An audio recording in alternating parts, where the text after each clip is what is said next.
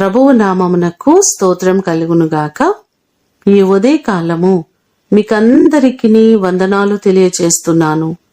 ఈ దినము మిమ్ములను బలపరచు దేవుని మాట. నీవు మొర్రపెట్టగా ఆయన నేనున్నానను. యెషయా గ్రంథము 58వ అధ్యాయము 9వ వచనం. మన మొరలను, మన విన్నపములను ఆలకించే దేవుడాయన. తన ప్రజలు బాధపడుతున్నప్పుడు, ఇబ్బందులు పడుతున్నప్పుడు వారిని విడిచిపెట్టక నేనున్నానని సమాధానమిచ్చిన గొప్ప దేవుడు ఆయనే.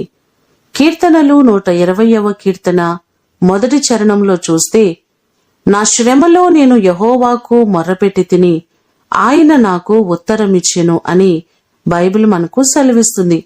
మనకున్నటువంటి ప్రతి సమస్యలలో, ఇబ్బందులలో, కొదువలలో ఆయనకు మొర్రపెట్టినట్లయితే ఆయన మన పక్షమయుండి మనకు సహాయము చేస్తారు.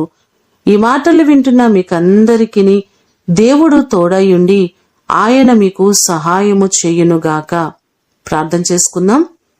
పరలోకమందున్న మా తండ్రి, మీ పాదములకు వందనాలు, స్తోత్రాలు. మేము నీ సన్నిధిలో మొర్రపెట్టగా నేనున్నానని సమాధానమిస్తున్న గొప్ప దేవుడు మీరే ప్రభువా. సహాయము చేయకుండా ఉండే దేవుడు కాదు. మా కష్టములో మీకు మొర్రపెట్టగా నేనున్నానని సమాధానమిస్తున్న గొప్ప దేవుడవు. నీ కృపలో మా ప్రియులెల్లరినీ జ్ఞాపకం చేసుకోండి. ఏ బాధలలో, ఏ ఇబ్బందులలో, కష్టములో ఉండి మీకు మొర్రపెడుతున్నారో ప్రతి వారి మొరను, విన్నపములను మీరు ఆలకించి మీరు మేలు చేయండి. వారి పక్షముగా మీరు నిలబడి గొప్ప కార్యాలు వారి జీవితాలలో మీరు దయచేయండి.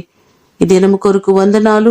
ప్రతి వారికి నీ కృపాక్షేమములు తోడుగా ఉంచమని యేసు అతి ఘనమైన నామమున అడిగి వేడుకొని పొందియున్నాము తండ్రి. ఆమేన్. దేవుడు మిమ్ములను దీవించునుగాక.